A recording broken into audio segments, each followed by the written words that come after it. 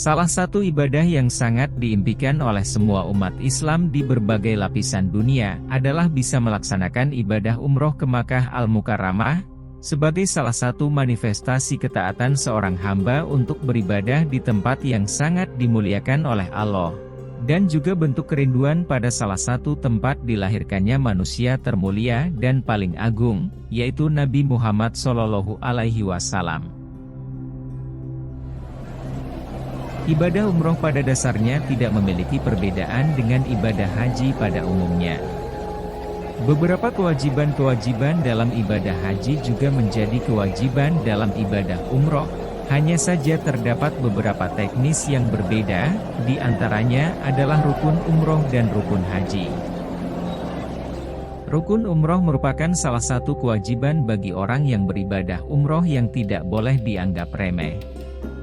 Sebab, jika rukun-rukun tersebut tidak terpenuhi, maka umrohnya tidak sah, atau bisa sah jika masih ada kemungkinan untuk mengganti beberapa rukun yang tertinggal.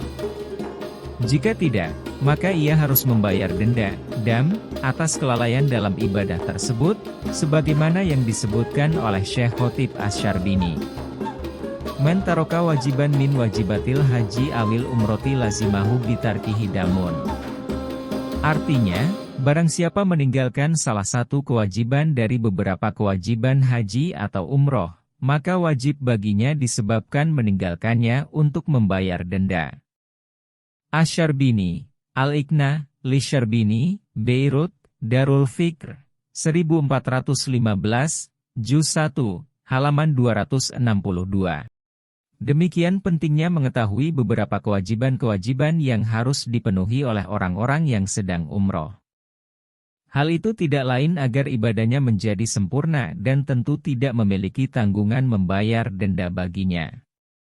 Lantas, apa saja rukun-rukun umroh yang harus dipenuhi? Simak penjelasan berikut. Rukun-rukun umroh.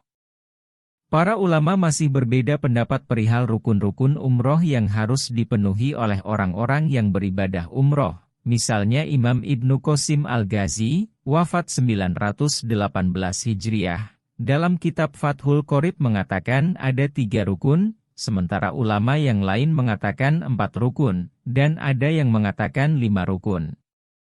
Akan tetapi, dalam hal ini akan mengutip pendapat terakhir yang mengatakan rukun umroh ada 5.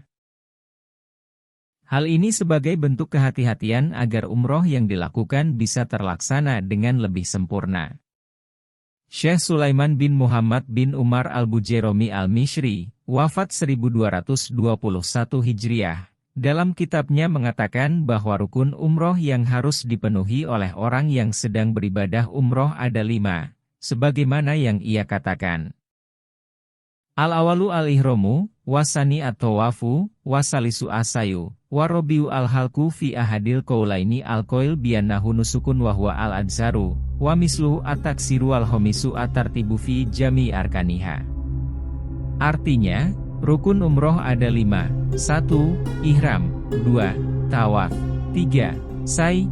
4. Mencukur. Dalam salah satu pendapat yang mengatakan bahwa mencukur merupakan ibadah adalah pendapat yang lebih unggul, dan sama dengannya yaitu menggundul, dan 5. Berurutan dalam semua rukunnya.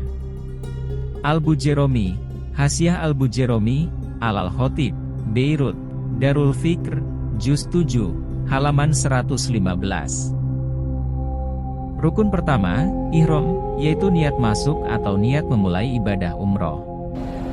Rukun kedua, tawaf, yaitu mengelilingi Baitullah 7 kali, dengan memposisikan Ka'bah di samping kirinya saat melakukan tawaf, dan harus dimulai dari Hajar Aswad, jika tidak, maka tidak dihitung.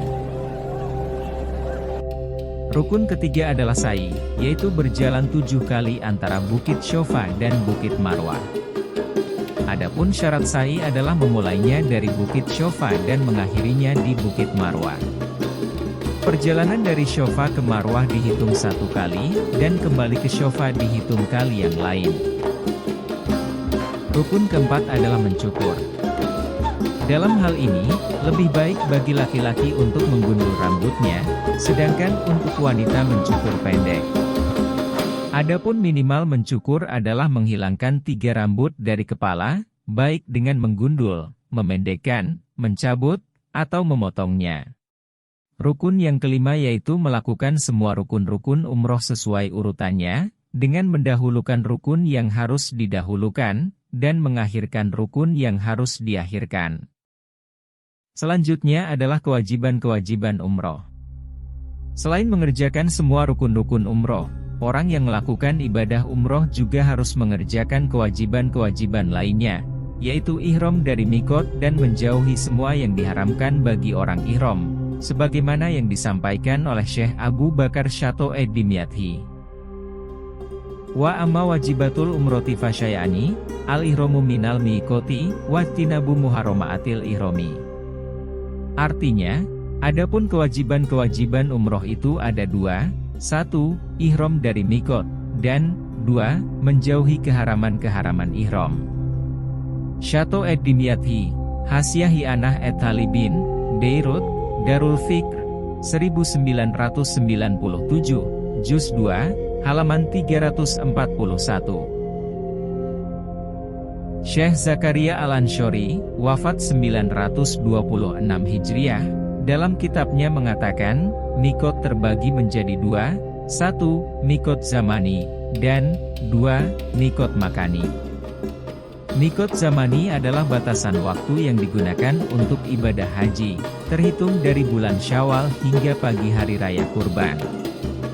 Sementara mikot zamani bagi orang yang melakukan ibadah umroh semua tahun tanpa dibatasi oleh waktu-waktu tertentu. Al-Ansyori, Asnal Matolib fi Syarhi Rawdi Tholib, Beirut, Darul Kutub Ilmiah, 2000, Juz 1, halaman 458. Keharaman bagi orang ihram. Adapun hal-hal yang diharamkan bagi orang ihram itu ada 10, sebagaimana yang disebutkan oleh Imam Ibnu Qasim Al-Ghazi, yaitu 1. Menggunakan pakaian yang dijahit, 2. Menutup kepala bagi laki-laki, 3. Menutup wajah bagi perempuan, 4. Mengurai rambut, 5. Mencukur rambut, 6. Memotong kuku, 7. Mengenakan wewangian, 8. Membunuh binatang buruan, 9. Melangsungkan akad nikah, dan 10. Berhubungan badan, demikian juga bermesraan dengan syahwat. Ibnu Qasim, Fathul Qarib, halaman 64.